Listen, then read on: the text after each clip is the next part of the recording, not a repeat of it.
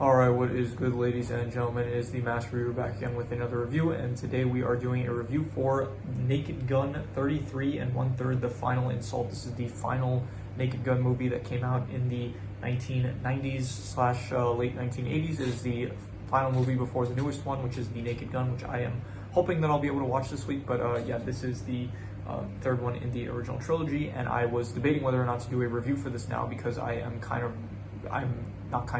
very tired and I do kind of want to take a nap, but I decided, you know what, I'll just do the recording before, and then when I wake up, then I will do all the editing and stuff and then get the video out. So I am doing the review now. So with that said, let's just get into it. I'll start off with the plot. It's pretty easy plot to explain. You have Frank Drebin. He ends up retiring from Police Squad, and he's still married to Jane, but then there's a terrorist that ends up meeting with Pap Schmier, which is he's actually the guy that hired Vincent Ludwig in the first movie. He's the one that hired Vincent to assassinate the Queen, and obviously that didn't end up happening in the first movie. And by the way, spoilers that I'm tired, but I'm still trying to remember to say that. So spoilers for the movie.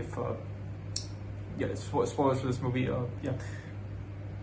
So you have Frank Drebin. He ends up he retires, but then you have Pap Schmier. He meets with this guy called Rocco, and Rocco has a plan to set off a bomb. He's basically a terrorist. He plans to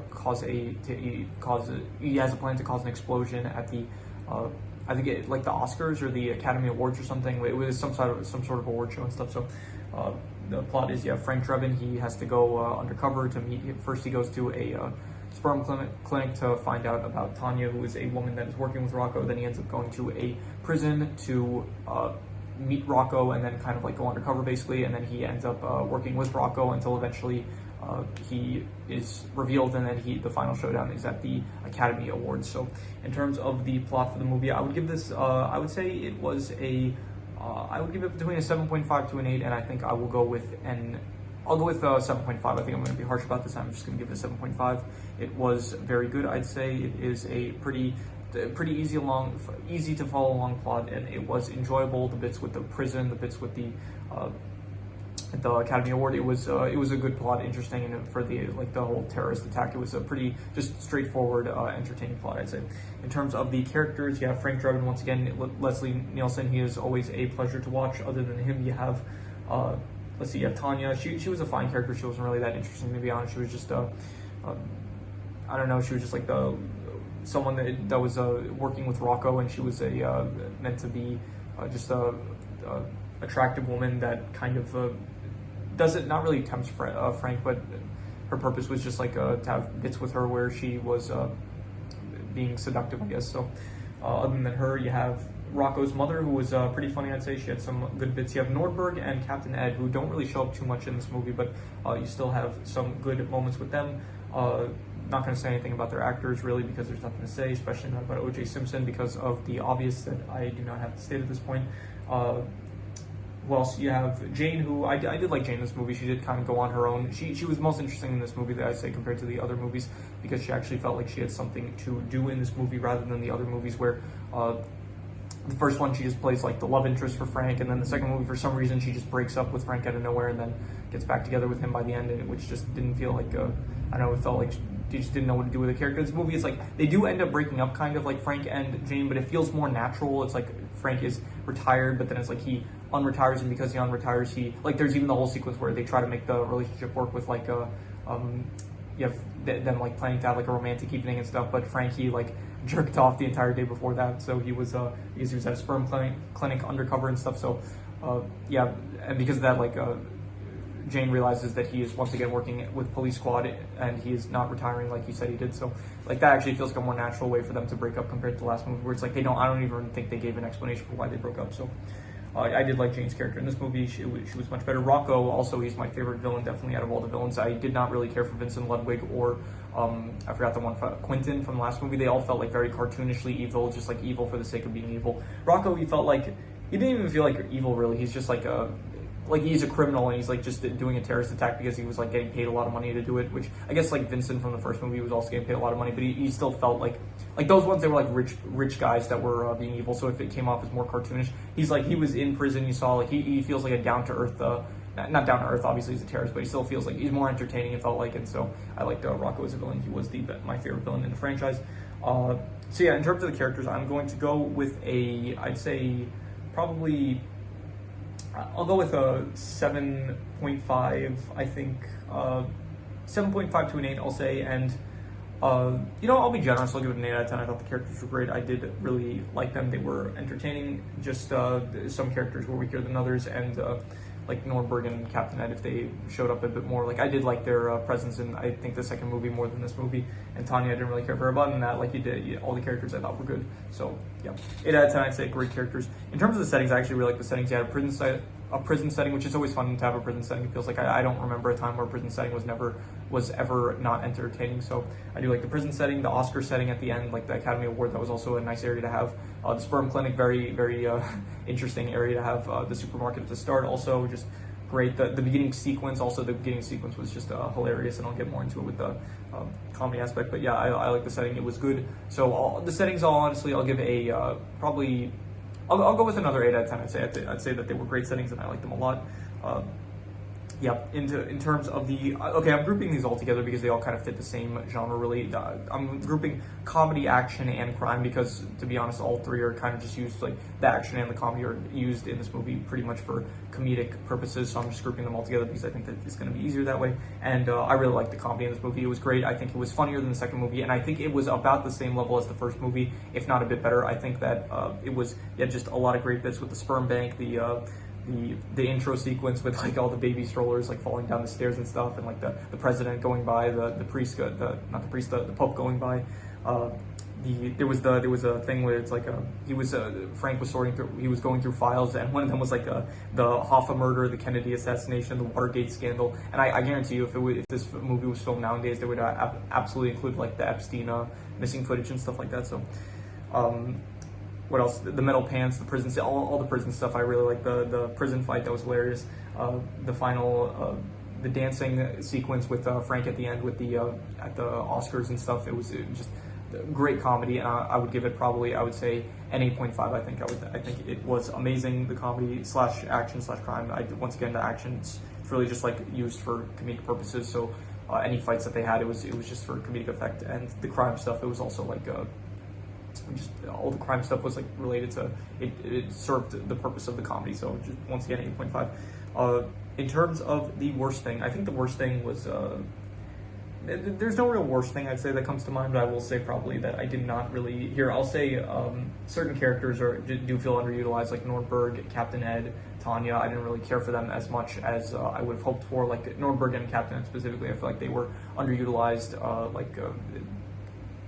Like in the first movie, Nordberg, he like wasn't really in the movie that much, but in the second one, it did feel like he had a bigger presence, and in this one, it's like it feels like they're not really in the film, to be honest. So because of that, I do wish that they were in the movie more. Tanya, I also wish that her character might have been just a bit more interesting. So because of that, I'll say the use of their characters, it was still, though, I'd say it was a 6.5. I would say that the use of their characters, it was still good, though, just not as good as I was hoping, so I'll give it a 6.5.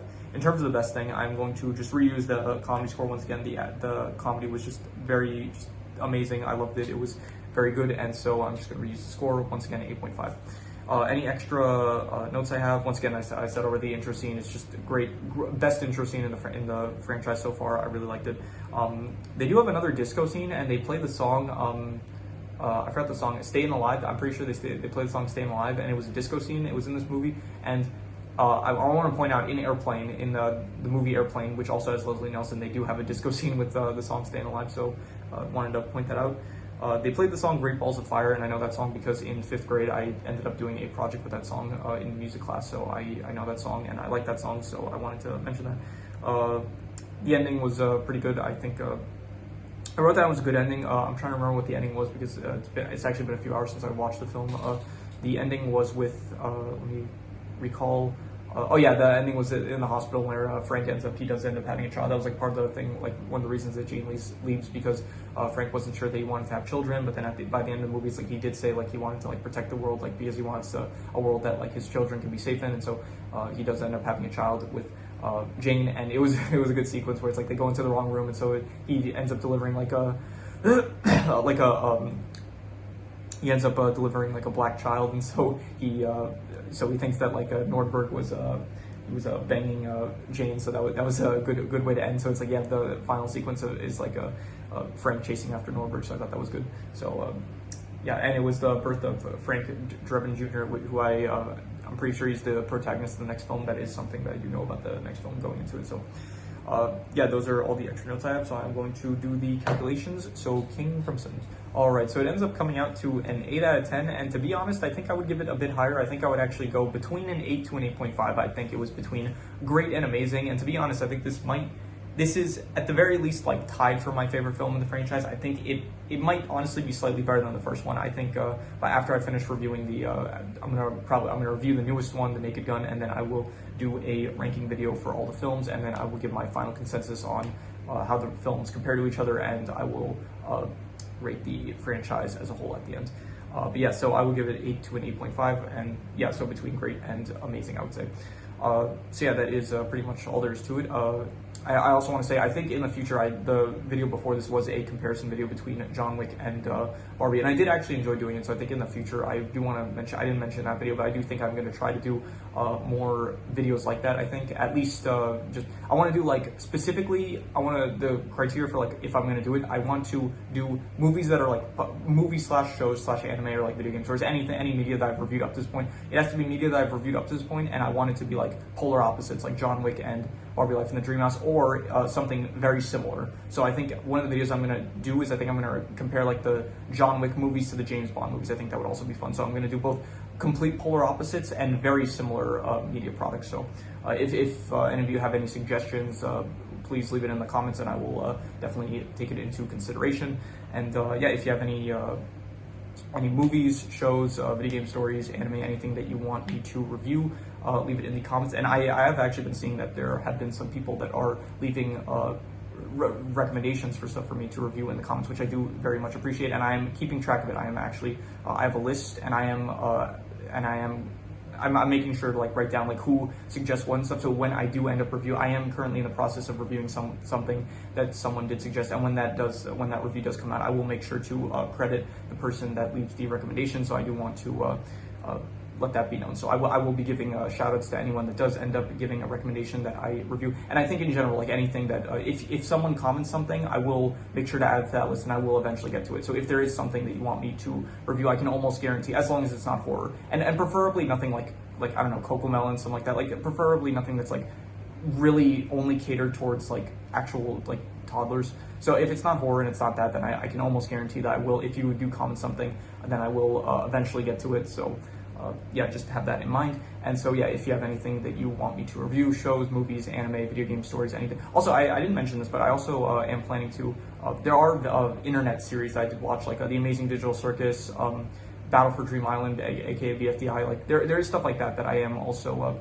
I have watched, and I am planning to do reviews for those in the future. So if you do find like, if there's some sort of like online indie series or something that you think I might enjoy, you can also leave stuff like that. So technically I should also start adding shows, movies, video game stories, anime, and also internet indie series, I guess you can call it. So like if you do have some of those, then I am also willing to watch pretty much anything, just except for like, just if it's not horror and it's not like just catered to actual children, then I'm willing to watch it basically. So yeah, so with all that said, I'm not going to say it for a third time, so actually sure, I'll say it for the third time. If you have any shows, movies, anime, video game stories, internet indie shows that you want to recommend, leave it in the comments, and I will maybe possibly check it out. And yeah, with that said, that is pretty much all there is to it, so let's leave it at that.